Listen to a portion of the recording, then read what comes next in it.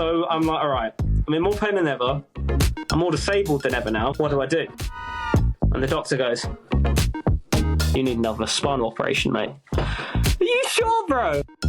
Are you sure, man? Although I am traumatized, I think my reaction was completely normal. Oh yeah, I lost my arm in 2015. Actually, before I started doing any gigs, I recorded a song on a USB mic and I did it on Audacity. And it got onto BBC Introducing. Wow, I didn't realise that. But I was like, how am I managed this, you know? What have I done here, bro? Well, in the weirdest way, thank God you stopped breathing. Welcome back to the Not Quite Pod. Today we've got Kai with us. Kai, do you just want to quickly introduce yourself and let everyone know a bit about yourself? Yeah, of course, Charlie. My name's Guided by Kai, or rather Kai da Costa is my government name. I am a community pain champion for Flippin Pain. I'm an ex-mechanic, ex-musician, rapper, singer, songwriter. And now, I say now I'm a disabled advocate. Now I'm disabled. And I advocate for disability. I advocate for chronic pain. And I'm also a health psychology student. Now, there's a lot we're going to dive into, but the first thing I want to dive into is tell us so far what your journey's been, because you've got quite an interesting journey because you weren't actually born disabled, you became disabled because of an accident. So if you could tell us sort of your journey and how that's impacted you, and just take us a bit on your journey this far. It starts in 1997 when I was born, but the real story starts, I would say, in 2015. So I left high school as a mechanic. I did an apprenticeship in mechanics. I loved doing things with my hands. I was a magician as well. I didn't get many girls at this point in my life because obviously magicians don't. Do you know what I mean? It was a lovely part of my life that I cherish a lot. And and I went into mechanics. I really enjoyed mechanics. Did a lot of HGV, motorcycle, and car mechanics. And ended up getting myself a nice motorbike that I used to ride to work and stuff. And one day on 8th of May 2015, on my way to work, plodding along my motorbike. Well, I don't remember any of this, but they say I was. And on my way to work, got hit by a car. And or I hit the car. We don't know. And ended up waking up in intensive care. And the nerve that controls my left arm, called the brachial plexus, tore from my spinal cord, causing me to have the permanent lifelong loss of my left arm, but also led to some spinal cord complications along the way. But anyway, 2015, have the crash, get over the initial accident. I have one arm at this point. I'm like, okay, what do I want to do in my life? I can't be a mechanic anymore because, to be honest with you, two arms mechanics cost you enough. So taking double the amount of time of one arm, it's going to cost you an arm and a leg. And I can't afford that. I was like, do you know what? What do I do? So one day I was walking past college, actually. It was in Burton-on-Trent. I was walking past the college and they were doing an open day. And I was like, wow.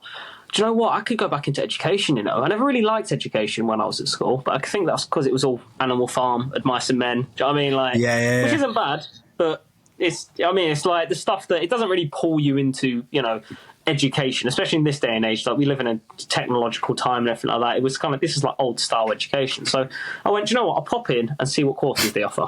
So I wanted to do music because at the time I was really into my rapping, stuff like that.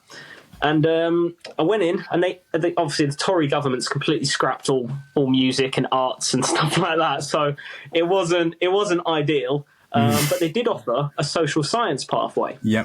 And I was like, do you know what? I've always been interested in people. I've always been quite a people person. Psychology, sociology, that type of thing. I could be all right at that. So I went to college, did the course, and then ended up doing. Turns out I wasn't too bad at it. And I managed to complete the course. I did one of the best in the college. And then I got into university. Decided I wanted to go to Manchester because they had a really cool, city, student life and stuff like that. And I get to Manchester and I'm here for 2 weeks. And I get a call from a spinal consultant saying, I'm literally walking back from my day at university, walking over Hume Bridge in Manchester. And I get a call and I pick up the phone and he goes, hi, he called himself Barry White. So I trusted him instantly. Yep. So you can't not trust a Barry White. Do you know what I mean? Like, and he said, unfortunately, I shouldn't be saying this with a smiley face, but he said, you need urgent spinal surgery, or you're going to be paralysed from the neck down. There's a high chance you're going to be, And I was like, oh, okay. That's a bit mad. So I went in for this spinal operation, dropped out of university. This was in 2018 at the time. Dropped out of university, went in for this spinal op, and when I woke up from this experimental spinal operation that basically deherniated my spinal cord, made it straight instead of wonky, I woke up paralysed from the neck down. Jesus. Which was not ideal. No. Obviously, I've signed my life away at this point as well, like before the operation, being like, if I can't go to the toilet anymore, if I can't walk anymore, if I can't, I can't change myself or anything like that, because this operation's experimental, you've signed your life away. You can't sue, none of that stuff. So, yeah, it wasn't ideal, but thank God the neck down paralysation was only a few days. I think it was like 3-4 days. It wasn't a week, I know that much. And then, but then when the upper body regained, from the waist down, it was just complete neurological loss. Legs were not in a good way, as you know what that's like, Charlie. Yeah. All too well. And I ended up going through intense neurological walking rehabilitation. But the issue was that, I managed to get back walking after about 6 months in a wheelchair. I got back to walking and stuff. But I was in agony, man. It was in so much pain. The pain has never been this bad. And I was, before this surgery, getting neuropathic pain just in my dead left arm. But after the operation, I now got bilateral neuropathic pain, which means it's in both my arms now. So the surgery didn't just make me more disabled than ever. It gave me more pain than ever. That's mad. The pain lasted longer, and the pain was now in both my arms. So it was like, the surgery couldn't have been more of a flop. It was not a success by any means. But obviously, because I was in such pain, the surgeon said, look, your spinal cord, all the scar tissue from the surgery you did, it's grown back so much that it's basically strangling you from the inside out. Whoa. When you hear that, you're like, Jesus Christ, man. Like, you think about being in between a rock and a hard place. Yeah. And the rock being, strangled. I'm being internally strangled, and the hard place being, I've been through this before and it made me worse. So do I risk going through this again and it making me even more worse? Yeah. Or do I listen to this Barry White wizard of a doctor who's saying you need to sort out your spinal cord?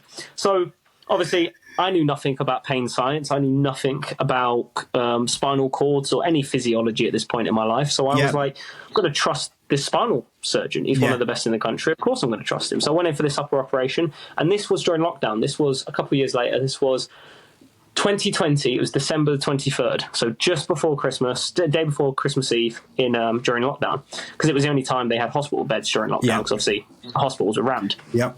I went in for this operation, and like the previous operation, although I didn't wake up paralysed from the neck down, I woke up paralysed from the waist down again. And not only that, my pain was far, far worse. And I was like, what is going on? This can't, do you know what I mean? Like, fool me once. Jesus. Yeah. Like, but then again, so I'm like, all right, I'm in more pain than ever. I'm more disabled than ever now because I'm paralysed again. Yep. What do I do? And the doctor goes, you need another spinal operation, mate. And I'm like, are you sure, bro? I'm like, are you sure, man? Like, third time's the charm. I'm like, do you know what? Do you know what's mad? When you're that disabled and you're that much in pain, you would I would listen to anyone at this point. Yeah. Like, I genuinely, I just wanted out of this situation. So I was like, I've done it twice. What's the third time? Yeah, why not? So this one's only 3 months after the second one now. So instead of it being, it's literally March this time in 2021, go for this operation. And by this point, I already couldn't walk now because I'm already disabled from the operation 3 months earlier. Yeah. So that's why it was kind of an easy decision. I was like, look, what's this going to do to me? That the other operation, I can't become any more disabled at this point, unless it paralyzes from the neck down again. Do you know what I mean? Which was very unlikely, but it couldn't do much more. So I mean, do you know what? While I'm in this situation, let's just try and get all these operations out of the way. So yeah, I suppose. Went for this last one, and it didn't work. Put me in more pain than ever, more disabled than ever, and I was just like, Jesus Christ, help. Yeah. But yeah, so that was the story of the disability. Now starts this journey of like how I flipped it. And this is a crazy thing because honestly, although that sounds like a horrible journey to go through, although obviously I laugh about it a lot and I make jokes about it, it was a really horrible thing to go through. Yep. But, and I mean this wholeheartedly, I'd go through all of it again to be who I am today and have the knowledge and understanding I have towards myself today. Yeah. And that is, why I've got this water bottle in front of me that says Flippin Pain. because I work with a public health campaign now that basically teaches people about new approaches to chronic pain management. And the one thing we teach people is that chronic pain there's so much research that says that chronic pain doesn't mean you are in any way physiologically damaged. So there are people, you get 100 spinal cords, 50 of them completely, they look degenerative, they look like they've got slip discs, they don't look healthy, yeah? And in all 50 of those people with those damaged spinal cords, there is no pain at all in any of them. And then you get 50 glistening, beautiful, as straight as this bottle spinal cords with no indents, no bulges, nothing. But the patients that own them are in agony. Yeah. And this is what we're telling people is that, one of the key messages is that hurt doesn't mean harm. And it's trying to flip the script, hence Flippin Pain, flip the script on what people know about chronic pain or think they know about chronic pain. Because I think, we're brought up with acute pain understanding, which is you get a cut, you get a bruise, you get all of that stuff, you bleed out, you patch it up and you get the pain and you think, okay, that's physical damage, that's why I got the pain. But chronic pain is when your internal alarm system, which is your pain system, in essence becomes hypersensitive. So to the point where, like if a car alarm was hypersensitive, you only need someone to walk past it for it to set the car off. You don't even need to touch it. You don't even need to cause the car harm to make the alarm go off. And that's what my alarm system's like. That's what my chronic pain system's like. From all the fret, all the trauma, all the stuff I've been through, my alarm's gone, we need to increase our sensitivity to protect this guy from fret because he's getting involved in a lot of it. And to the point now where, like a car, I just need that gust of wind and I feel the pain. So yeah, that's basically a little rougher, short conciseness of my journey. Yeah, so you've just given us a bit of detail about like what your journey's been like, and as I just said, like I don't know how you you always do it in such a chill manner, and like it's different for me because everyone goes like, "Oh, you're super chill about your condition," and I'm like, "Yeah, but I grew up with mine, so I don't know any different." And that's what people kind of skip over. So like for me, similar to yourself, like if someone says to me, would you hand disability back? And I'm like, no, because it's like, on the one hand, like better the devil you know, but then also on the other hand, like it's made me who I am today, and I wouldn't be sitting here doing this podcast. I would be doing something completely different, probably trying to be a footballer, failing miserably, and ended up in banking, which is probably where I'd end up. So yeah, it's just like, what's the impact been on your mental health? Because that journey of like going through 3 unsuccessful surgeries must have sent you spinning, I would imagine. Yeah, so obviously, like, we live in a world of diagnosis, don't we? Everyone's got depression or anxiety or PTSD, or we live in a really pathologized world. And this might be my little pet peeve that I might need to leave this for the end, to be fair, but it's I have this thing where I think that what I went through, I don't think I have CPTSD, complex PTSD is what they call it, because when they say PTSD is when you go through a traumatic event and you have you can't process the trauma properly, so your mind keeps throwing it back at you so you can try and process it, hence you get those those visions and stuff like that. And CPTSD is when you go through the trauma multiple times, and obviously because I went through the spinal operations and stuff multiple times, it's CPTSD. But although I am traumatized, although I have been through a terrible experience that has caused me heartache at times, I think my reaction was completely normal. I think if anyone went through what I went through, they would have CPTSD. They would have that diagnosis. So I don't think that I have a mental health condition. I think I'm reacting normally to a bad experience. And I think me processing that trauma in that way makes me actually happier day to day, because I don't feel like a...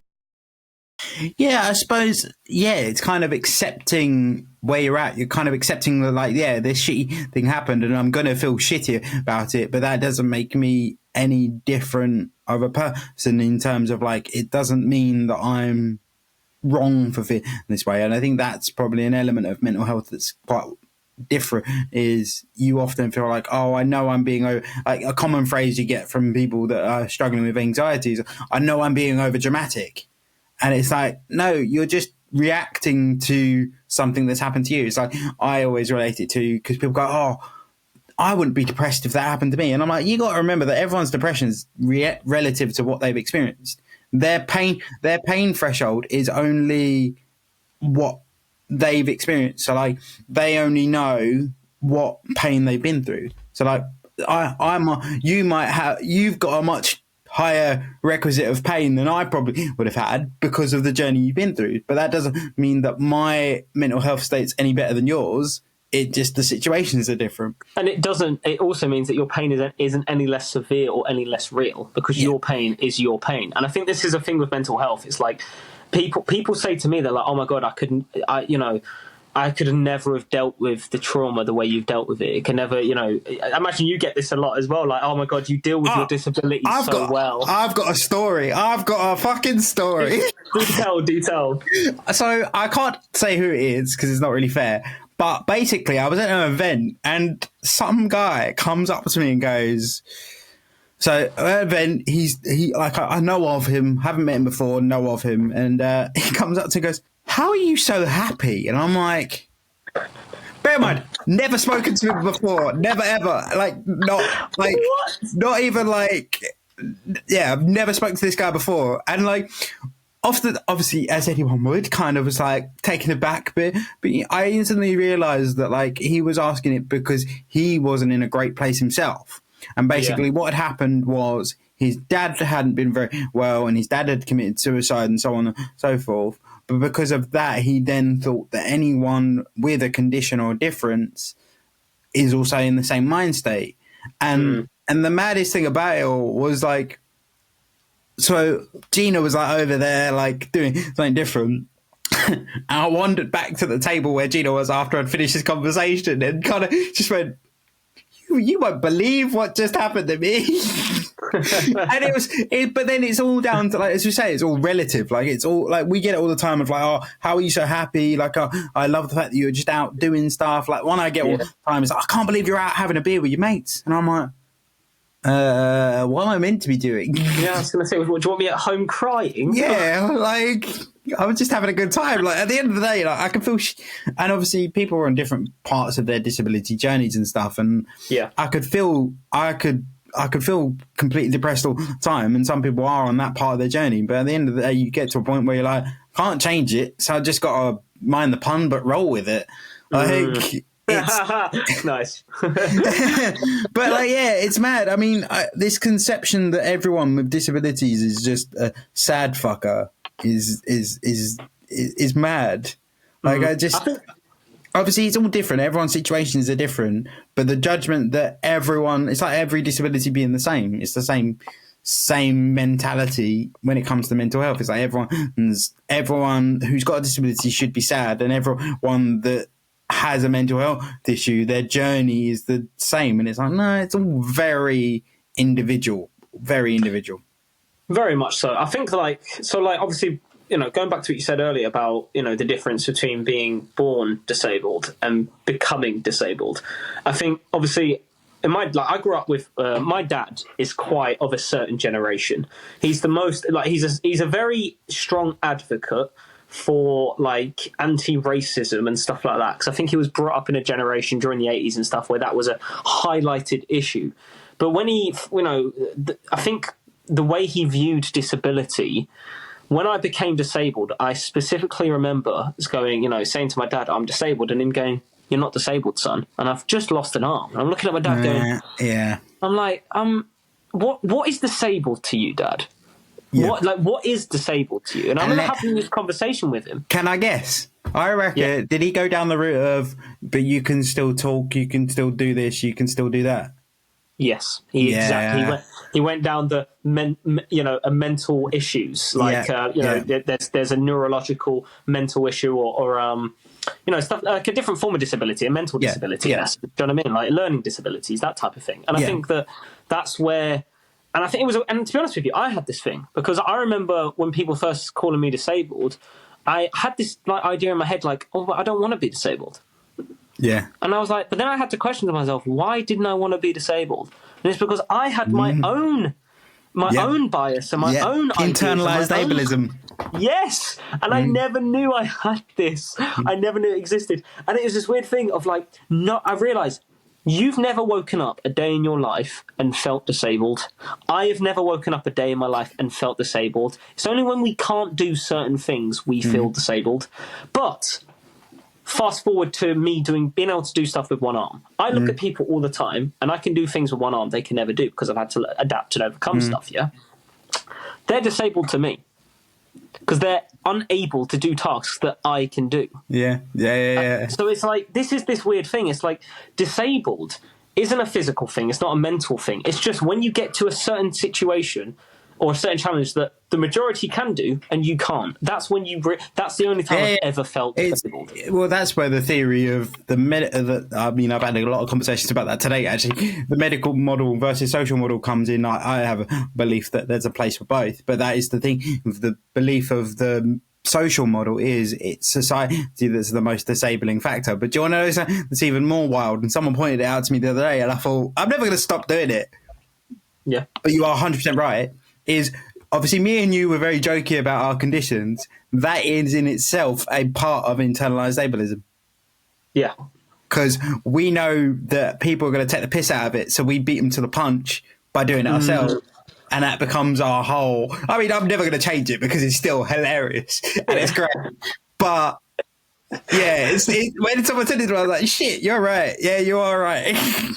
Yeah, I think that's the thing as well, because it's like...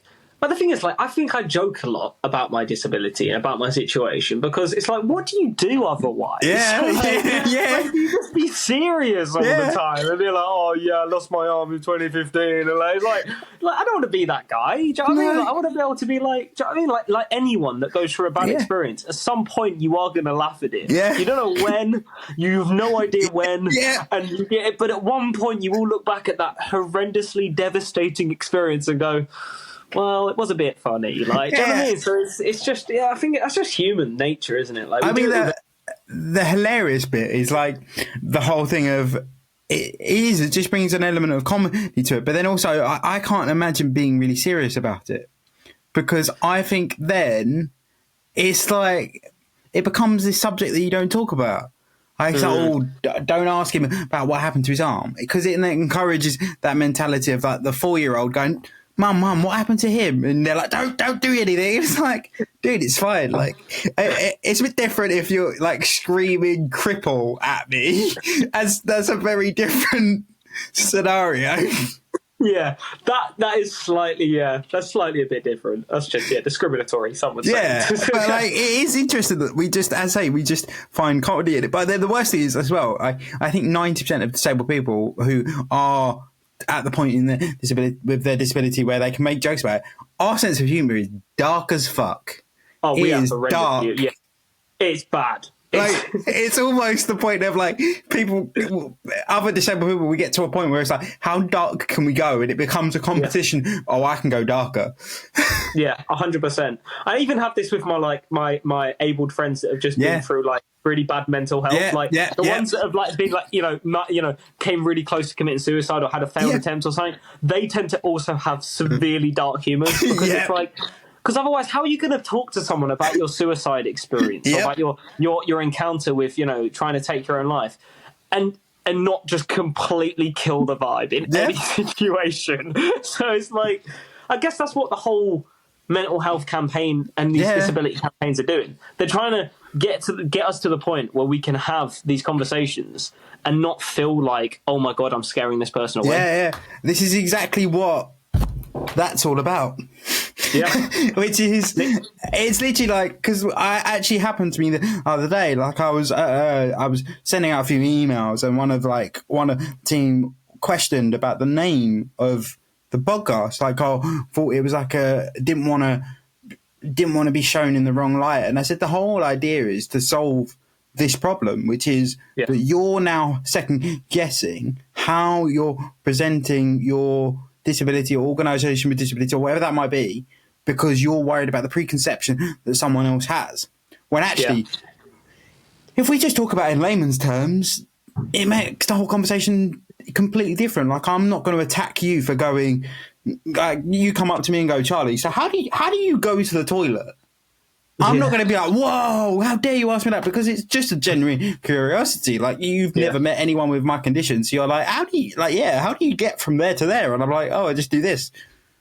And like, I think I have that a lot with the one arm thing. People, and I've never, ever, once in my life, ever been insulted when anyone's ever asked. If anything, I'm like, oh, they've taken an interest in me. Yeah. It'd be like asking someone, oh, where did you get those nice pair of trainers? Or where did you get, I mean, or like, oh, that's a cool car. Where'd you get that? Or when did you, I mean, it's like anything, you find interest in any other person's life. There's always something. But I think with disability, because it's like, oh, I've not got that and you do, there's like this idea of, oh, should he be asking that? It's like, well, how on earth are we ever going to get on an equal level if we stop asking these important questions and stop having these, conversations? So one thing you touched on there was your journey after your accident. You then found music. Now, I found you through a lot of Googling, but then also massive fan of your stuff. What was that journey like, being in the music industry as a disabled creator and musician? What was that like? Well, to be honest, it was fantastic. I have no regrets. I didn't regret a single song I released. I didn't regret a single gig I did. I loved every single minute of it. So I'll go back a bit to where it started. So obviously I had the motorbike crash, lost the arm, and I was a bit in a situation because obviously I was a mechanic and a magician before it, and I couldn't do any of that because it was all hand stuff. So I was like, wow, who am I now? Like, this is a conundrum. So then started spitting bars. Yeah, so I was like, my palms are sweaty. Well, my palm is sweaty. My knees were weak, and my arm is heavy. I'm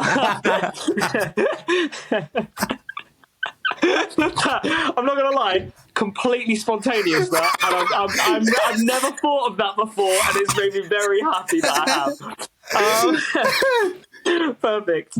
But yeah, basically I was like, do you know what? Obviously, when you go through trauma, you have a lot of emotions, you have a lot of stuff going on in your head, and like everyone says, you should write it down, you should journal, you should, people use a lot of creative industries like poetry, music, rap, stuff like that to get it out. It's a way of expressing yourself. So I grew up in East London for the first 11 years of my life, and grime, hip hop had a huge influence on me. I loved music my whole life, especially like UK rap, stuff like that. So it was like, and I was like, if I'm going to be a musician, I'm going to do what I want to do, and I'm going to write. And I always wrote a bit when I was younger, but I never showed anyone even a word, because my rap name at the time would have been like Insecurity or something like that. It would have I didn't want anyone to know that I thought about my emotions and stuff, because at that time I genuinely believed having emotions was gay or something like that. It was like a weird like stupid younger boy mentality. Do you remember when that we were talking about that the other day? Like, we will come back to it. But do you remember when that was a whole thing? Like, and it's terrible. Even to this day, that gay was an insult, and I'm like, the fact that was where we were at is wild. But it's like wild. We see that with a lot of things, though. Do you know what I mean? It's like you see that with like words change meaning all the time. It's crazy how gay went from meaning happy to meaning homosexual to being an insult. And in such a, it wasn't that, over 100-year period that occurred. So it's crazy how things like that can occur. But that's just humans, man. We're poorly designed. Yeah, we're very weird. But sorry, I cut you off there. So you basically didn't want to show anyone the stuff that you were creating, and then I imagine you eventually just got to a point where it was like, fuck it, let's see where this goes. Yeah.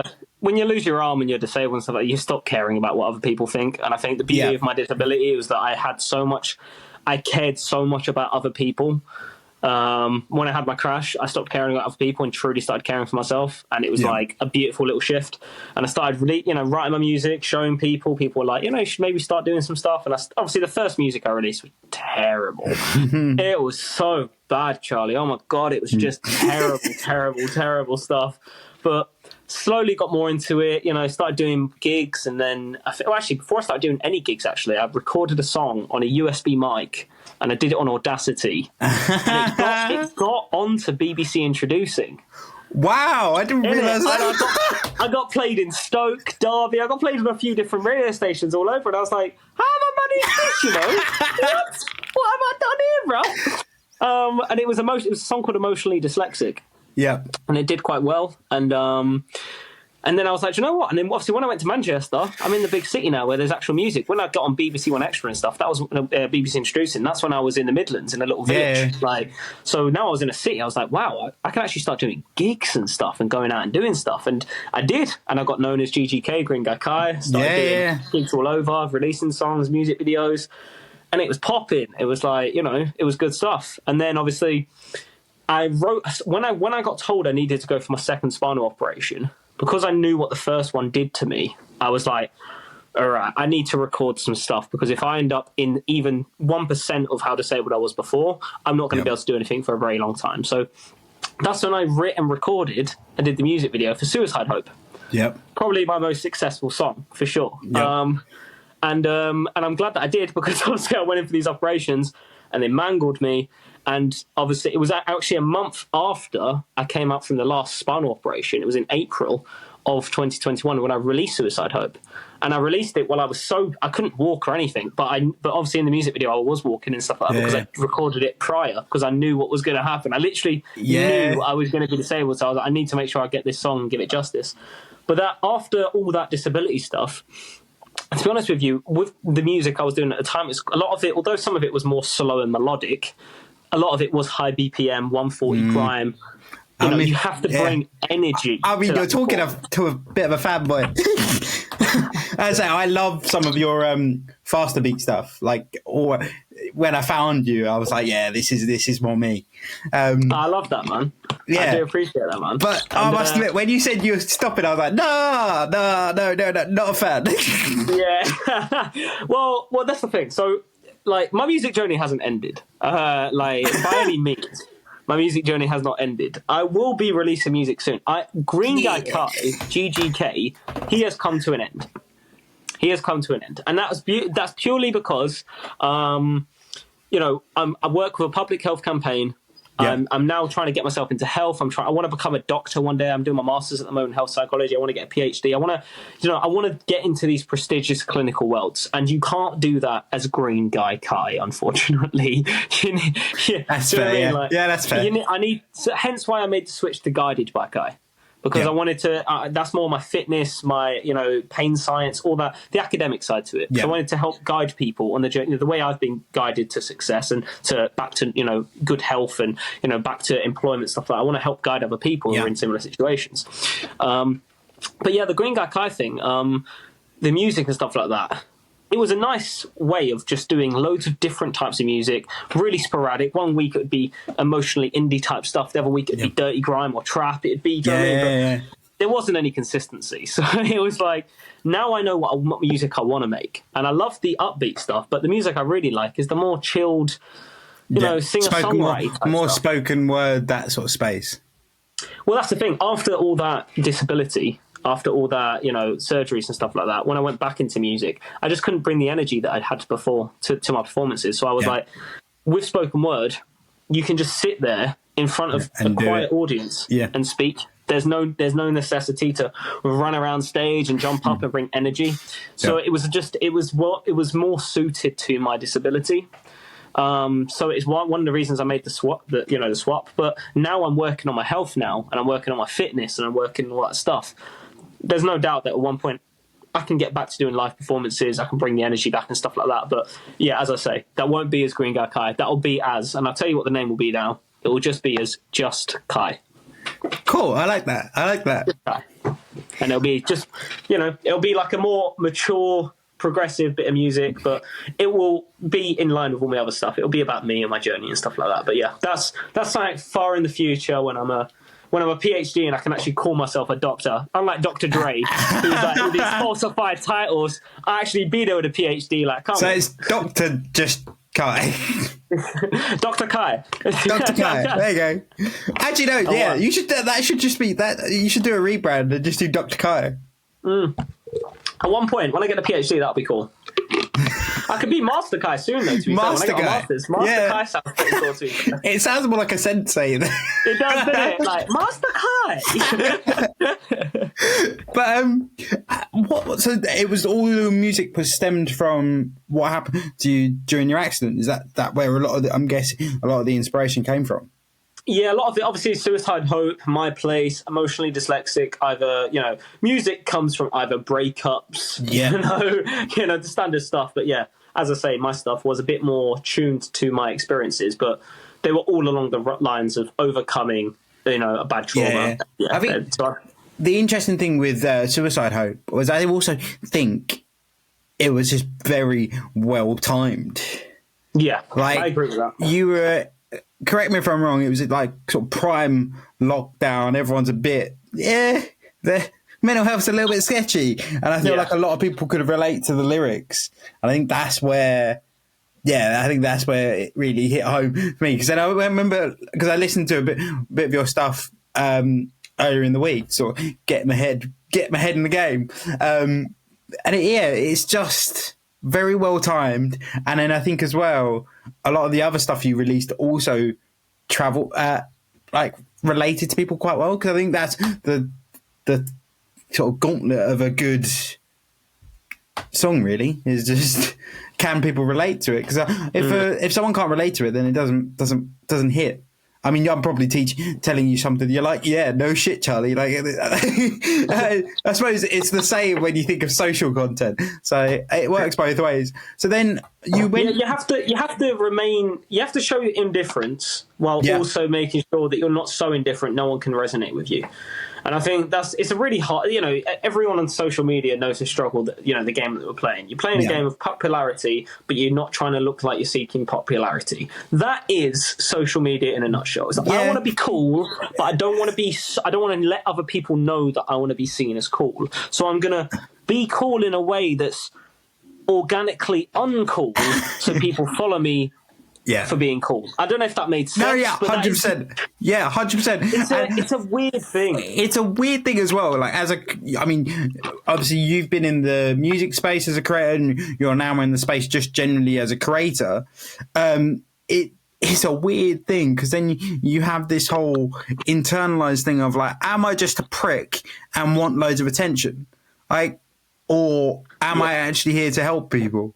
And I think that's the weird thing, is like you want to help people from your lived experience, but then in the back of your head you're like, no, you're just a prick that wants recognition of like, oh, it's like you want a weird version of, you don't want people to go, oh wow, you just got that pint of milk, but you also want people to go, oh wow, that guy's in a wheelchair and he's doing something really cool, or that guy got one arm and he's doing something that I didn't think he could do.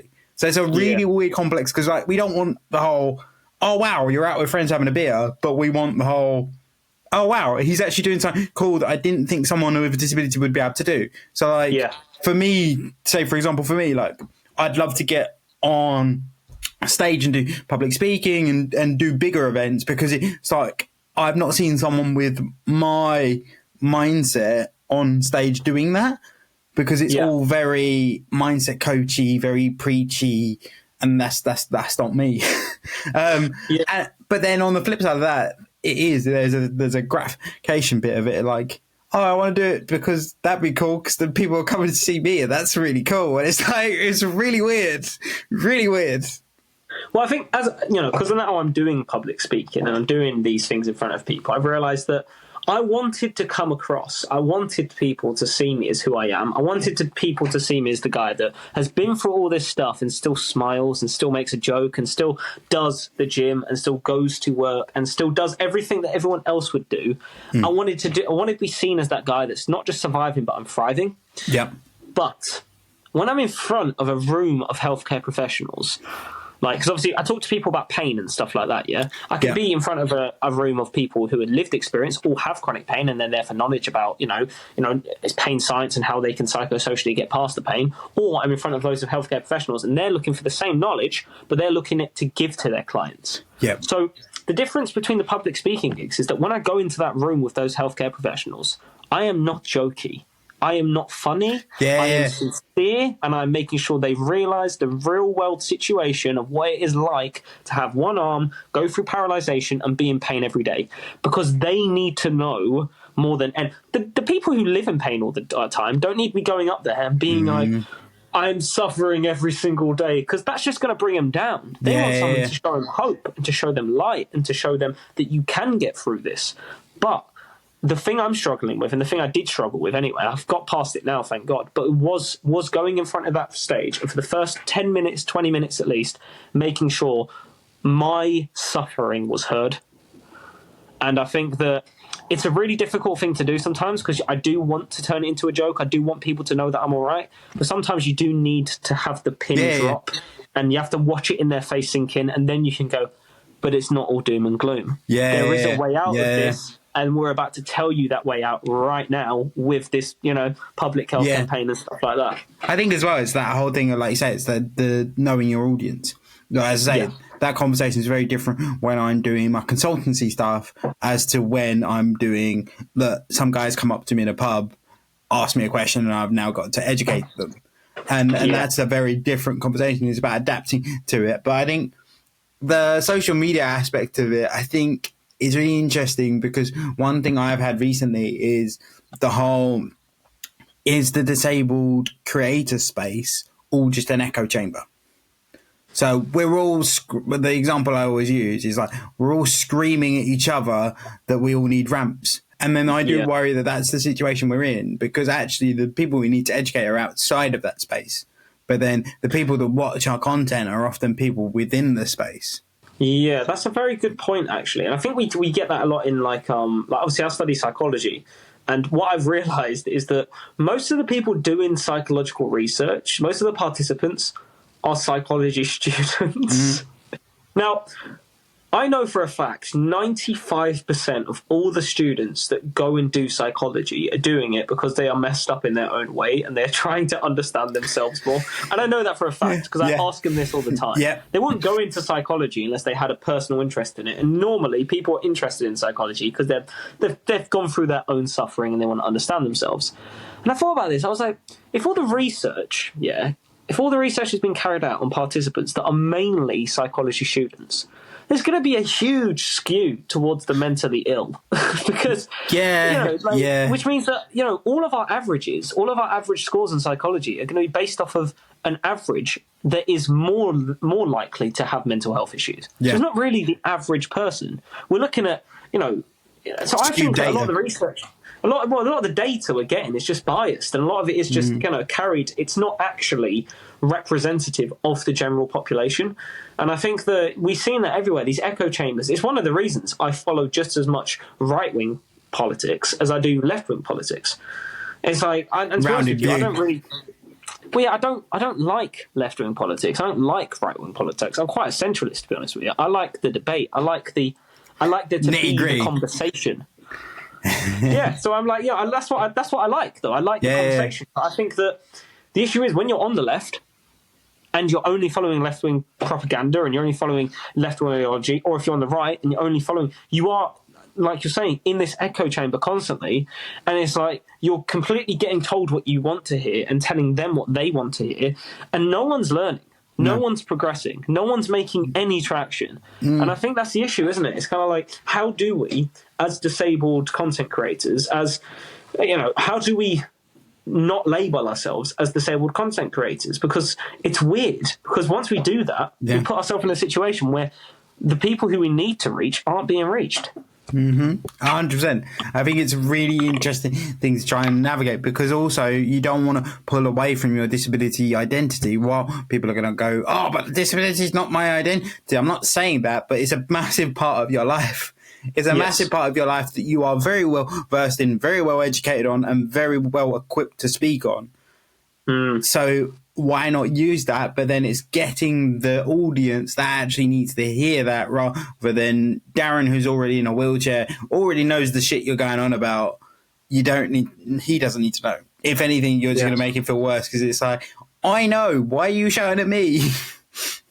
Literally. That's literally it. It's weird. It's very weird. But coming on to, since we're on the topic of disability, obviously you cope with chronic pain. I say cope with, I don't know what's the right terminology. How do you, what coping mechanisms and what would you recommend? Obviously you're doing a lot of work in the space of highlighting how to better support and cope with chronic pain. So what would be your sort of like cheat sheet? What are you seeing? What do you wish people knew Yeah. Yeah, so obviously I think the biggest thing about chronic pain is that most people do not understand what it is. Like fundamentally, they have a complete misunderstanding towards. They think chronic pain is the same as pain. Yeah. Completely two different things. Pain, acute pain, be it a cut, be it a bruise, anything like that, is basically it's a physiological response called nociception. You have nociceptors, you cut yourself, those nociceptors send off basically an impulse in your peripheral nervous system saying, fret, there's a threat, goes up to your central nervous system, to your spinal cord, goes up to your mind goes, oh, there's a threat, we need to make sure he knows about this threat. Pain makes you aware, you sort it out, get on top of it. Chronic pain, completely different. Chronic pain is you're sitting there, there's no threat, and ow. Like, how does that make sense, man? That doesn't make any sense. How is that coming in? So it's teaching people that because it's not just this physiological nociception, it's a lot more psychological and a lot more sociological. So it's telling people that, when you take a medication, when you take a painkiller, when you take something like that, it's completely biologically working. There's no psychosocial elements into it. Nothing comes. It may be the psychological thought of taking the pill can be a crutch. The placebo effect of just taking it in the first place. Yeah. But other than that, there's nothing happening. So the thing I like telling people about pain management is that, if you're only focusing on the biological aspect of nociception, you're missing 2/3 of the picture, which means if you're trying to engage in pain management and you're only looking at it biologically, you're only sorting out 1/3 of your pain in essence. So you need to get on top of it psychologically and socially. So what I mean by socially, in your social environment, are there things that are making you uneasy? Are you in an uncomfortable, stressful experience? Is there loud noises that make you uncomfortable? Is there too much light? Is it too dark? Is it not comfortable for you around in your environment? Psychologically, are you in a good place at the moment? Is there things going on in your daily life? Are you stressed out? Because stress is cortisol. Pain is cortisol. It's very, very similar. When you're fight or flight, everyone knows about the fight or flight response and the rest and digest response. Your fight or flight is your sympathetic nervous system, and your parasympathetic nervous system is your rest and digest. There's a known, you get anxiety, something scares you, you go, cortisol goes up, it induces anxiety, and it makes you act. It makes you either fight or flight. You do one or t'other, yeah? Now, when you're in pain, you don't need the You're just sitting there, and your central nervous system goes and you're like, what the Ross is going on? Why are you doing that? Yeah. So it's teaching yourself how to, instead of sitting in fight or flight, get back into rest and digest. And that's what meditative practices is. That is what relaxing is. That is why you go to the gym. That's why you do yoga. That's why you do mindfulness. That's why you do plant care. That's why you maybe go on a nice day out with your mates. You go to the library and read some books. Whatever it is for you that helps you wind down at the end of the day. And so for me personally, I use medical cannabis. I'm a medical cannabis patient. I get prescribed medical flower that I vaporize. And for me, some people they smoke a vaporized cannabis and they get really paranoid. Now, if you've got chronic pain and cannabis makes you paranoid, it's not going to help you pain. No, that ain't gonna work. Well, paranoia is going to make you more hypersensitive to threat. It's going to make you more. You're like a threat. You're on edge. Whereas if you smoke cannabis like me, or vaporize cannabis like me, and it makes you more relaxed, and it makes you actually chill and being able to breathe, then it is inducing the parasympathetic nervous system. So this is the thing about, I'm not going to tell anyone with persistent pain to go out and smoke, cannabis or to get medical marijuana prescribed, because it might not work for you. I'm not going to tell anyone who is in pain not to take medication, because just because medication didn't work for me doesn't mean it's not going to work for you. I'm also not going to tell everyone who has chronic pain to go to the gym, because I know the gym can be a scary environment for a lot of people in pain. But I will tell every person in chronic pain to still do exercise, to still go out for walks, to still go out for getting some form of exercise, be it upper body. Because, dude, I see you at the gym. You lift heavier than me. It's like you go, and to be fair though, you have to focus more on your arms than I do. Yeah, unfair advantage. That is an unfair advantage. It's like me looking at you and being like, well, I'm a better runner. Do you know what I mean? Yeah. I mean, we've all got different skill sets, bro.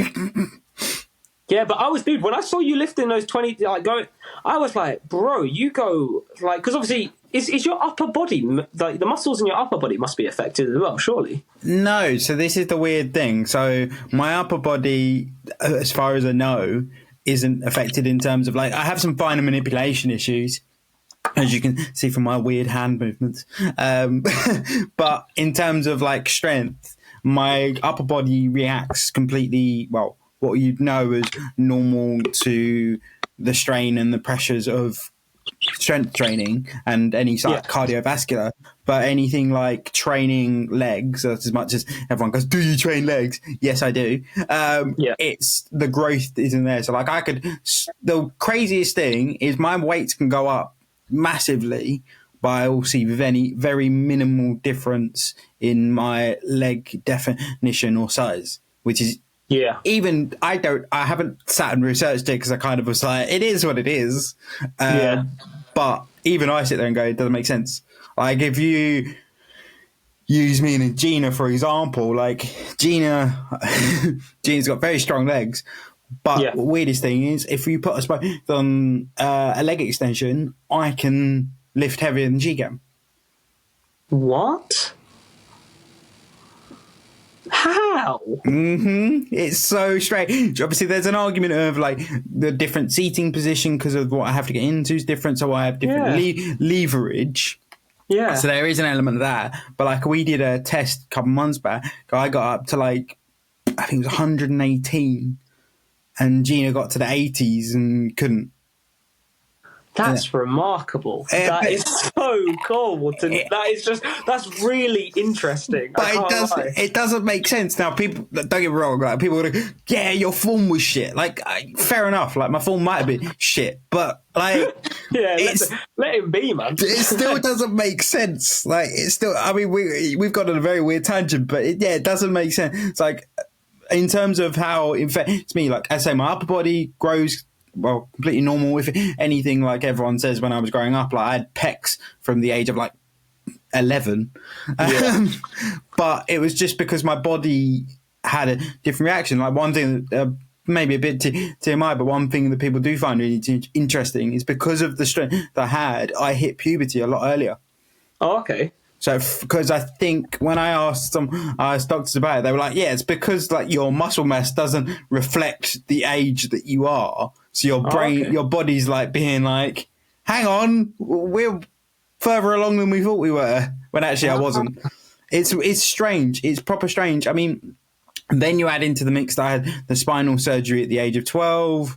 Yeah. That caused the other things like sensations completely changed in my legs. Like I can now wiggle my toes, which I couldn't do before. My ankle flexion's better. Like, so there's so many different elements of it. But like in terms of like how it affects the body in terms of appearance and strength, this just seems to be my lower half and finer manipulation that's affected, and my balance, which is the obvious one. Yeah. But then also with cerebral palsy, you do the different present. There's huge variations in the presentation. Yeah, well, it's a very it's polar. Well, like the disparity between people with the same condition is ridiculous. Whereas everyone with brachial plexus injuries, they've got a floppy arm or they've got a sturdy arm. It's either really, really like stiff or it's really flaccid. Whereas with cerebral, it's literally such a diverse condition. So it's, MS, stuff like that. It's just it's huge. I mean, as I say, so mine was caused by stopping breathing at like 4 weeks old. So like I stopped breathing, and because of lack of air to the brain, it all stopped working. So was you? When you was born, there was no issues when you were born? It was later on? Yeah, so technically, because I always do, like, when people, obviously I can expand on it if I get asked, but like, for all intensive purposes, just for explanation, I do say that I've been disabled since birth, just because it's easier. It's easier, But technically, so I stopped breathing because I got, so I was 10 weeks early. I had my elbow deformity, which I've always had. Which basically means, for those that are listening to this, I have a fused elbow, so I can't supinate my wrist, or for those that don't know what supinating is, because I didn't before I found out about it, basically I can't turn my wrist over and I can't fully extend my arm. So like my elbow is fused. So that's the only one I would have had, but if I was able-bodied and stayed able-bodied, they probably would have broken my arm and reset it to fix that problem. But then when I was 4 weeks old, I stopped, got sent home. No, sorry, got sent home from the hospital. Was due for blood transfusion. They said bring him back on the Tuesday for his blood transfusion. Get him settled in at home. It will all be fine. I caught a throat infection the Sunday and stopped breathing on my mum's lap, and then got blue light. Died 7 times, and then got blue lighted to multiple different hospitals, revived and all sorts. And then obviously as I developed, once they revived me, mum realised that I wasn't quite hitting my markers as I should have been. And then obviously got the diagnosis, and here I am today. Like it's a very depressing, people listen to it, it's a very depressing story, but it is what it is. Like I don't remember it, I don't know it. So like obviously for my mum and dad, very traumatic, but for me, I imagine a few grey hairs were made that day. Yeah, for me, it was like, one of the weirdest things people find is I've got a tattoo on my arm that's the day that I died. Oh, really? Yeah. Well, that's cool. It's cool in a it's unpleasant, but cool as hell. That is. Like, it's a conversation starter because everyone goes, "Well, what's that for?" I don't know. It's just the point blank, deadpan stare, died, and they're like, "What? Hang on, who?" That's remarkable. That's a very great. I can't believe I've never heard that from you before. All the time we spoke, I feel like that would have came up. No, that's how Charlie came to be. Well, in the weirdest way, thank God you stopped breathing. Yeah, in a very weird and twisted way. In a very weird way, because it's so weird. It's like as we said, though, it's the devil, and like my life trajectory would have been so different. Well, I don't know, we don't know, but I would assume that it would be very different. As I say, being a football head, probably would have tried to be a footballer, failed miserably, and ended up doing a mundane. I mean, I still do mundane jobs now, but I still have. Well, you never know. God might have had to take your legs because you were going to be the best rated footballer going, and it was like, we need to give these people a chance. Do you know what I mean? Like, I was the next CR7. But definitely. Yeah. So, in terms of managing chronic pains, what advice do you give? Is it like I say, it's down to just meditation and finding what works for you, really? Well, it's the thing. It's really weird. So, like, obviously, as a campaign, Flippin Pain, we don't give medical advice to people specifically. So we're not giving individual tailored care to anyone. What we're providing was, because we're a public health campaign, we're providing the public with contemporary pain science. We're giving people the knowledge that is out there about pain, so they, with their own understanding of themselves, their pain experience, can create their own tailored pain management plan. So, and this is the thing about pain. So it's like, as I said before, because my pain started because of a motorcycle crash. Say I was watching, the Isle of Man TT on TV, because I love watching motorcycle racing, yeah? And I see, like that happens all the time, someone crashes and they have the most obscene, ridiculous crash. Now, when I watch that crash, because I've had trauma directly associated with motorbike crashes, I'm going to look at that experience, I'm going to see it, my central nervous system is going to see a motorbike crash and go, fret, and it's going to send pain signals to stop me, to protect me, to get me out of that situation, to say, Kai, there's a threat in your local environment, get out, protect yourself. Because my central nervous system's hypersensitive, because I've been through all this pain and this trauma. Yeah. Now, someone else, say their accident stems from being in Afghanistan. They're in the front line and a claymore or something blows off their arm, yeah? And they've got a lot of trauma associated with war, with, violence, that type of thing. Yeah. And they're at home, it's 10 years on, and they're watching Jarhead, or they're watching any war film, basically, like Black Hawk Down or something like that. Yeah. That film, none of that would ever trigger me. None of that, unless there's a motorbike crash or a car crash in that film, it's the only thing that's going to trigger my pain. But for that guy who's been in Afghanistan, he's had all that trauma, his pain is going to flare up and detect threat as soon as he puts on the bloody film, because it's a war film. Yeah. So this is the thing. It would be redundant for us as a public health campaign to go out there and tell people about techniques to manage their pain, because we would cover everything under the sun. The list would be forever long, because it would have to encompass every single individual's, experience, pain experience, triggers, all of that stuff. So instead we go, all right, here's the science. Your central nervous system has become hypersensitive because you have been through so much threat and so much pain and suffering in your life. It's turned up, it's amplified its sensitivity to make sure it experiences less threat. If it turned down its sensitivity, you'd get injured more often. If you turn down your pain, there's people born with no pain. Those people die traditionally very young. because they injure themselves so severely they die. Do you know what I mean? So it's like your body, when you go through pain and when you go through experience, it does the opposite. It turns up its sensitivity. So it's like pain management techniques for me are meditation. They are yoga. They are, inhaling vaporized cannabis. They are having a cup of tea and some biscuits. They're going to the pub with my mates and maybe not having some alcohol, but just having some nice conversation and stuff like that. They're for me going to the gym because I actually like exercise. I like being able to walk. It makes me happy. So that's my pain management. But as I say, for a million other people, it's going to be completely different. So it's like, it's a really difficult thing. But this is where knowing yourself and learning to understand yourself really comes into it, because it's like a lot of people, they are living in a constant state of fight or flight, and they are being triggered by everything in their environment, and they're not aware of it because they've never deeped the psychological or social components that influence their chronic pain situations. So it's like, this is what we're trying to do. We're just trying to get people to become more wary and understand that just because you're not aware of this yet doesn't mean that you can't become aware of it, and that means that you'll soon be able to stop these triggers igniting your pain. So yeah. How do you start that journey though? Like, if someone's like, obviously to deep dive into that, you got to dive into the trauma, which is then going to have its own impact, which is a bit of a double-edged sword, I suppose. It is a very difficult one. So obviously with anyone with chronic pain, there comes a lot of psychological issues. There comes a lot of depression, anxiety, those mental health things we were talking about earlier. So if you are suffering, you should always be engaging in some form of psychological support, be that a family member, a friend, or be that a healthcare professional that's trained in psychotherapy, counselling, that sort of thing. So that should always be, you should always be, covering your mind and stuff like that, making sure that you're supported in the right departments. Because a lot of people, unfortunately, there's a lot of people out there that haven't got any support. And if you're in pain and you've got no one looking after you, and you're sitting there thinking, I'm going to be in pain the rest of my life and I've got no one to look after me, that's going to make you really sad and really worried. That's going to spike more cortisol and actually cause you more pain. So it's like, I'm not going to tell someone to go speak to a family member or a friend and stuff like that, because there's a lot of people out there that unfortunately don't have that. But there are incredible healthcare professionals out there that will help, and they can help.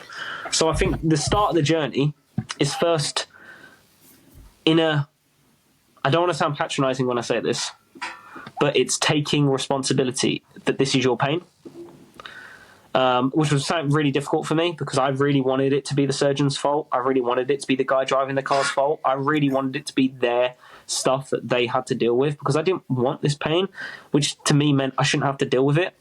But unfortunately, life isn't like that. And I had to pull up my socks and I had to go, right, if this is my life, I'm going to have to face this. So I did the research and stuff. But luckily, with these campaigns and stuff like that, you don't have to do all the reading that I did. You don't have to do a master's in health psychology. You don't have to do that. I'm doing that because I want to make this my life journey. I want to make this my purpose. But that's not what everyone has to do. Now, all you have to do is go to the Flippin Pain website. Now, all you have to do is, buy a book called Explain Pain by Lorimer Moseley, David Butler. That book changed my life. And all the key messages that Flippin Pain have, they somewhat stem from the messages in that book. But yeah, it's like, groups like these, there's a lot of incredible apps like Curable. There's some more apps that are being created at the moment, one called Pained. That's a really cool pain app that should be out in this year, to be fair. So there's a lot of information and a lot of technologies that can help an individual if they're in that situation. But yeah, the first thing you need to do is go, do you know what, if this is my pain, I need to get on top of it. And if these tablets aren't working, what will? And a lot of the time that is these practices that are idiosyncratic to ourselves. But yeah, once you get a bit of understanding about the pain, you can then get an understanding towards what you can do with yourself. And then from that, you can implement that. And it's not an easy fix. It's not an overnight thing. It's not like a pill where you take it and it changes your life. This will happen slowly. But I promise you, like me, you will get to a point where you don't take a single medication. You get up every single day and go to work. You go to the gym. You have an incredible social life, and you're back to being you again. So it is worth it wholeheartedly. Is that, I'm guessing, where did the idea of Flipping Pain come from? Like, is it a project that you got involved with? Is it a project you built? Like, what's that journey been like? So I wish I could say I helped design and helped co-found Flippin Pain, but no. So Flippin Pain was created actually there's a big healthcare organisation called Connect Health. They do huge things in the UK, and they fund Flippin Pain. But it was created by a lot of pain experts, lived experience, and healthcare professionals. And they came together and was like, look, there was a pain revolution in Australia, created by Laura Mosley and David Butler, the people who created Explain Pain, and they created the Pain Revolution, which was basically a public campaign there that changed how Australia sees pain, and we saw that going on over there and went, we need that here. So this is our version of Pain Revolution. This is Flippin Pain. It's the public health campaign that's looking to engage, educate, and empower those with the lived experience of pain, with the idea of helping change the way people think about, talk about, and view persistent pain. I love it. So I'm guessing that all links into what you're doing now with Guided by Kai. Yeah, and that's where it all comes from. Yeah, the Guided by Kai page was created because I wanted people to know that I went through all this horrible stuff, but now I'm flipping it. I'm not, quite literally. You know what I mean? I'm literally like, I'm flipping the script in it. I didn't believe I would ever be able to get out of that wheelchair. I'm going to the gym 5 days a week. I didn't believe I'd be able to get into, finish my degree, and now I'm doing a master's in health psychology, and I want to do a PhD at some point. I didn't believe that I'd be able to actually work. I thought I'd be on the dole the rest of my life, and now I'm working 2 part-time jobs.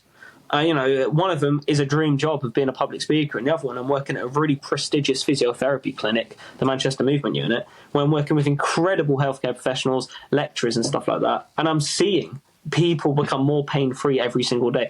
In every job I do, in all walks of life, being on Instagram, I'm talking to people every day about how their life is changing, how they were once in bed 5 days a week, suffering and, screaming and literally in agony, to now understanding that they don't need to be in that situation. There are things they can do in their psychosocial life, in their, not just taking a tablet, not just an operation, they can actively do on their own that can help with their life. And there's real power in that, man. There's real power in knowing that it's you that can do something, and it's not the doctor or it's not the pill. It's you. You get to decide today whether I'm going to be in the situation. There's so much power in that.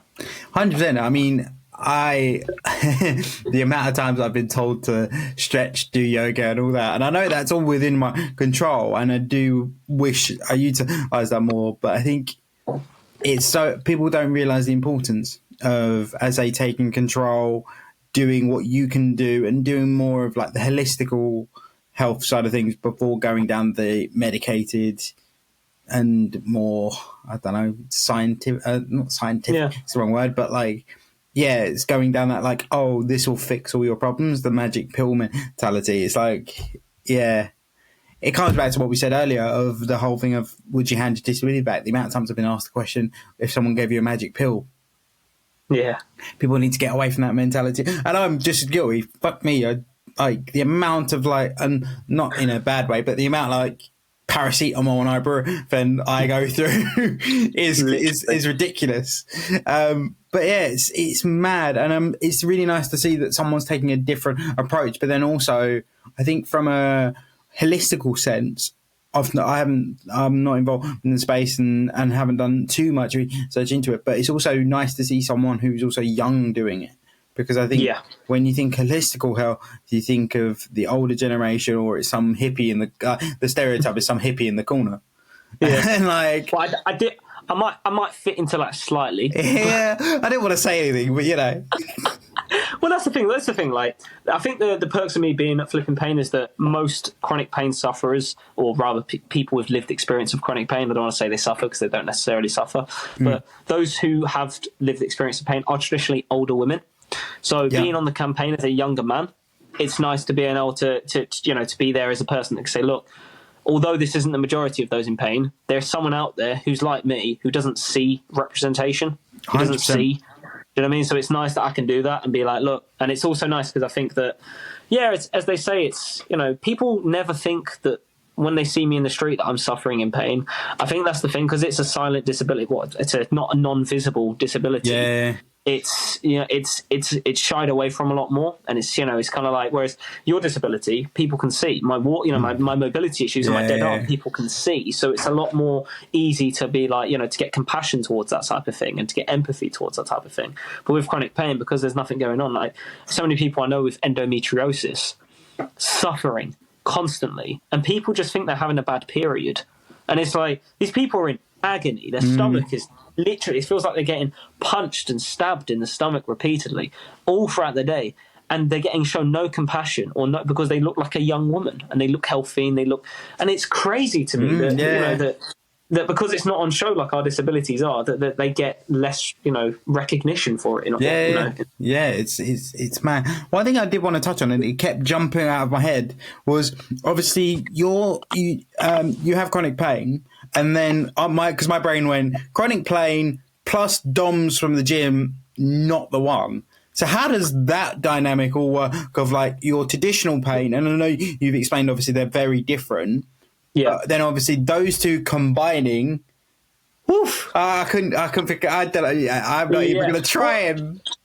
It's funny you say that, and I think this is the thing. Like, so I learned about a technique of dealing with anxiety. My friend, I'm not going to mention his name, but my friend has OCD anxiety, and which means that he catastrophizes. He gets a really bad thought, and it will not escape his mind. It will be there for years. Sometimes it will just always be there. And the way that he deals with it is he can't not think about it, but he can choose. He can choose when he thinks about it. So he can designate an hour each day to going through his anxieties and sitting there worrying, going, all right, this isn't great, but I'd rather do this now than when I'm at work or with my girlfriend or with my mate. You know what I mean? And that's kind of like how I do gym. So I'm going to get pain anyway. I know I'm going to suffer at some point in the day. I'm going to get my flare up. That's going to happen.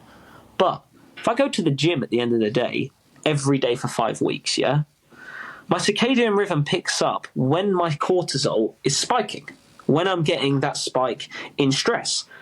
And when you get that spike in stress is also, as I said earlier, given pain science, is when you get your spike in pain. Mm-hmm. So I go through my day, I do gym at the end of the day normally. So I go to work, do all my stuff. And then when I get changed, I go to the gym, come back, and I get my pain flare up. But I'm at home. So at the end of the day, I'm sitting on the sofa. I've got my medical cannabis. I've got food. I couldn't be in a better psychosocial environment to be in that pain situation. So the pain does cause me my DOMS. It does influence my chronic pain as well. But I choose when it does. That's my power.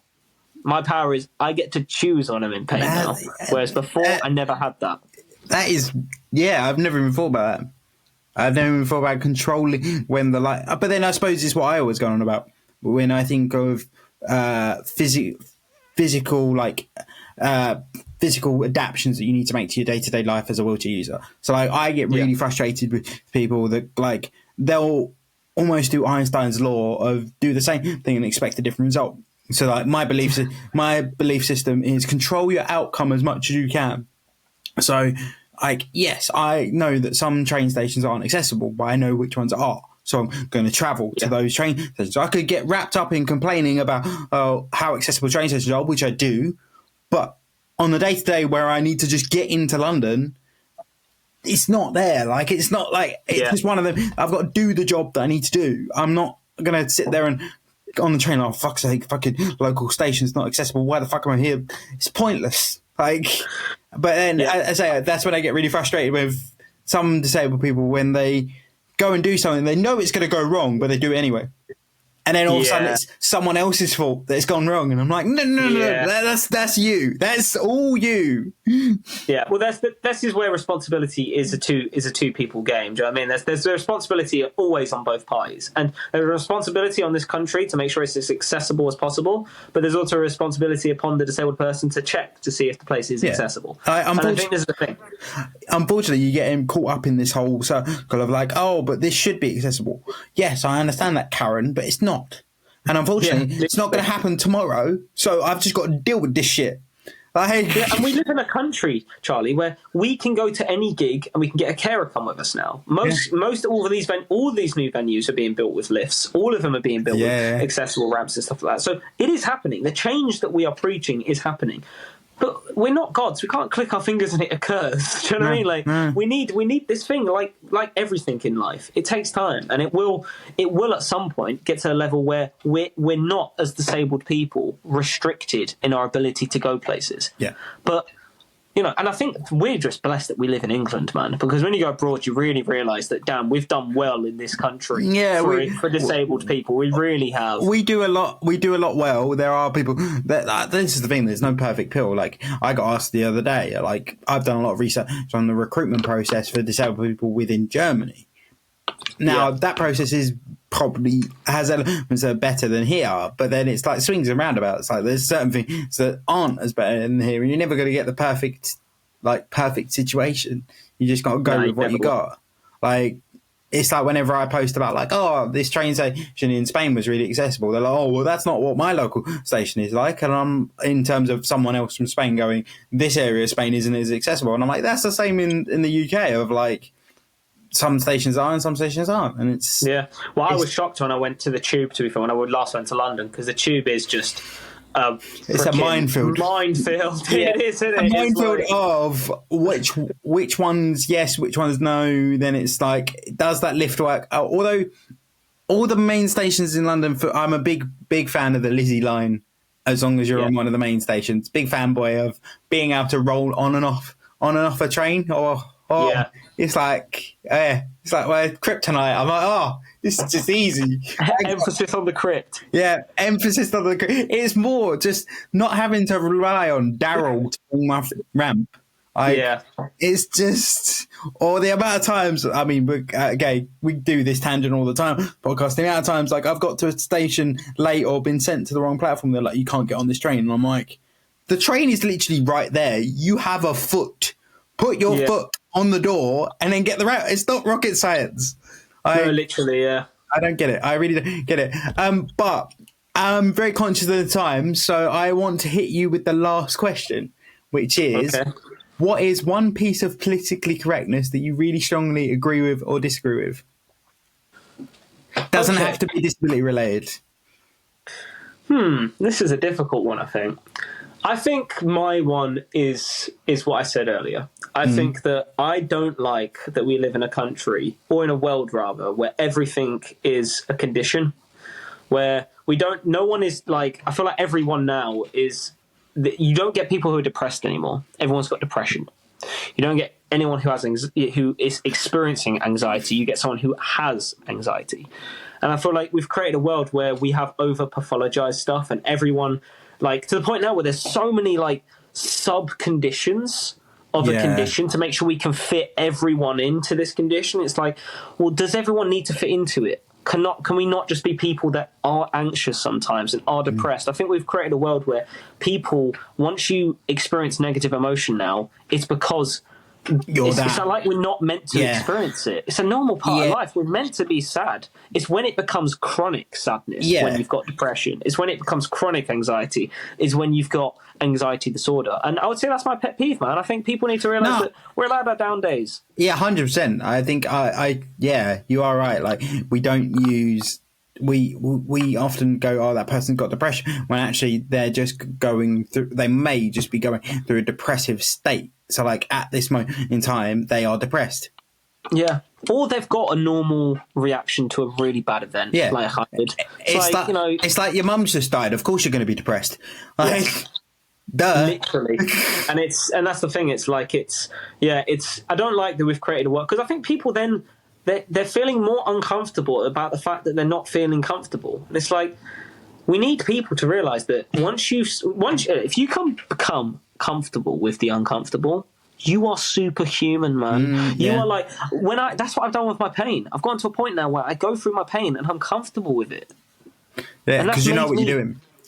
Exactly, and it takes a long time and it's not easy. And if you're suffering out there with depression, anxiety or PTSD, please understand, I do not undermine your condition. You are going through it, and I hope you get the support you deserve.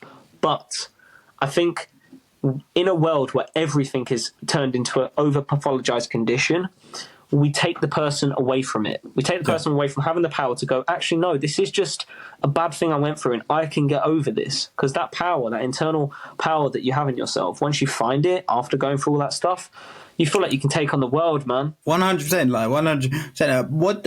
Just as a last question on the topic you brought up, what is your opinion on self-diagnosis? Oh, that's a good question. So I'm a psychology student, so I self-diagnose constantly, and I never do it like in the real world. But Yeah. I always like, do you know what I mean? Like whenever I'm reading a book on like bipolar or something, I think, That's me. yeah, I could. But then I meet my mate Kane who has bipolar. And I'm like, yeah, that is not me. I've seen him be manic and I've seen him be low, and it is like you see the condition. Yeah. So I think that self-diagnosis is obviously, it's not a good thing to do. It's leave that to the professionals. But I think we live in a world where we've left it to professionals, and now everyone's got depression and anxiety. I think the problem is, and don't get me wrong, I 100% understand the problems we're in with the NHS system. Not blaming them whatsoever, but I think it is just people have had to resort to self-diagnosis because they can't access the formal diagnosis. So, and the problem with that is someone might have eventually end up with a formal diagnosis of, I'll use ADHD as the example, but because they've not been able to be seen for 3 years, they've not been able to access the support because they haven't got the magic bit of paper that says Kai has ADHD. It's a horrible cycle we're in, because then it's the whole argument of like people just going, oh, I've got this, I've got that, I've got this. So like it's a very weird scenario. Like I've had friends go to me, are you sure you've not got got ADHD going on there? And I'm like, oh no, there's definitely something in there. But then I think for me, I don't need a formal diagnosis. Like I know that even if I have got it, I've got systems that are built around it. I find it funny that I'm sat there like I do look at some of the traits and go, oh my God, that is me. But I don't. I have this other thing of like I don't want to take it away from someone that does need the clinical diagnosis to be able to access the support that they need to be able to live a better life. And I don't want to take away from that. And I think it's a very tricky thing. Like there is a place of me that believes that there is a place for self-diagnosis and it should be here. But then I think there is this element of everyone's got something, and then it becomes a very tricky thing because it turns into what we see a lot in the disabled community of like disability jousting. Of like, oh my God, my disability is better than yours. And I'm like, no, fuck off. It all sucks. Disability jousting. Yeah. We need to bring that into the Paralympics, man. It's like, oh no, but both my legs don't work, but I've only got one leg that why are we doing this? It's none of it's positive. Like, it's a weird one, because then I'll probably get hate to say like, oh, you're saying that self-diagnosis shouldn't be a thing. And I'm like, no, I'm just saying that sometimes it's this whole thing of people don't want labels, but they keep labeling stuff. Yeah, I like the point that you made actually about the because we're in a situation where the NHS is so underfunded and we're in such a bad state that people do have to self-diagnose. But I think, as I said before, the only reason people are self-diagnosing is because they think that the thing wrong with them is like this objective condition. Yeah. Whereas a lot of the times we're not like, it's not an objective condition. You are just reacting to an experience in your life. And I think because someone's coined it depression or coined it anxiety or coined it PTSD, it's nice to fit into a group and a category. So then you feel that you're with the people that you need to get the support with, and you need to, and you know there's a route out of it. Yeah. But I think a lot of the times the easiest route out of it is knowing that you are a human that is so fundamentally resilient to adverse trauma and bad experiences. Your whole ancestral past has survived the worst of the worst. And you are a byproduct of that. And I think genuinely there's so much power in knowing that, because once you know that, you're like, if they went through the whole of human history, fighting, struggling, all of that, and I'm now here, I think I can do it. Yeah. I think I might, do you know what I mean? And there's power in that. But I think, it's a weird one. I think that there's no right answer. No, there's no right answer. It might be depression, but I think it's something to ponder for sure. Yeah, I mean, it's that whole thing of like, there's nothing wrong with self-diagnosis, and if it helps someone, I'm all for it. As long as it helps you, I'm all for it. But I don't like this like attacking people. I just don't believe in the attacking people. If people like, it's like the whole non-binary argument. Like, if someone wants to be known as they them, or identify as she, or whatever it might be, it makes no difference to you. Just use your noggin and do what they ask. Literally, yeah. I mean, I think there's definitely a space of allowing people to get things wrong, like using the wrong terminology. Because I see that as a disabled person, like I've been called all sorts, cripple, retard, all of it. Yeah. And it's all, sometimes it's just a genuine mistake of like, they don't know a better vocab to use, so they use that vocab.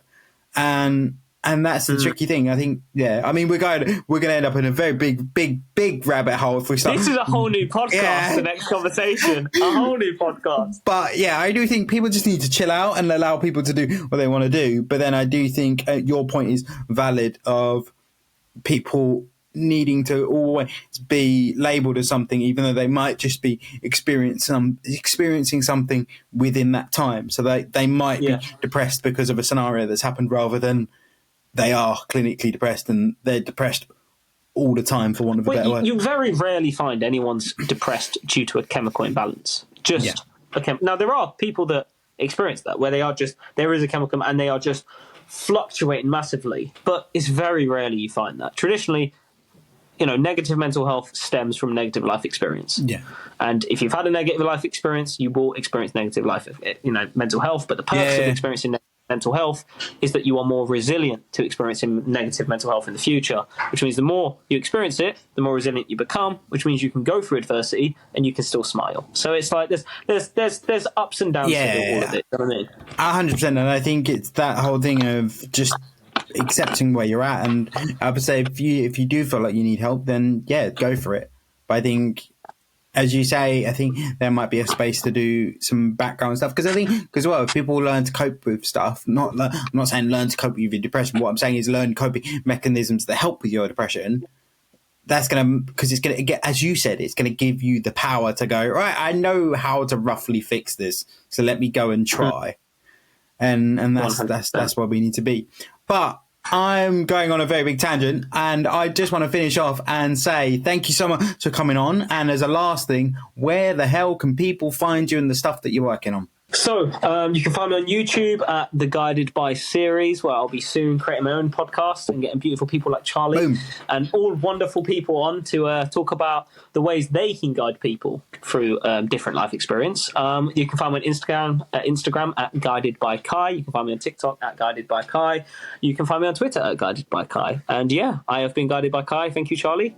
No worries, bro. Thank you so much for tuning into this week's episode of the Not Quite Podcast. Please make sure you follow us on TikTok and Instagram to get regular updates about the podcast.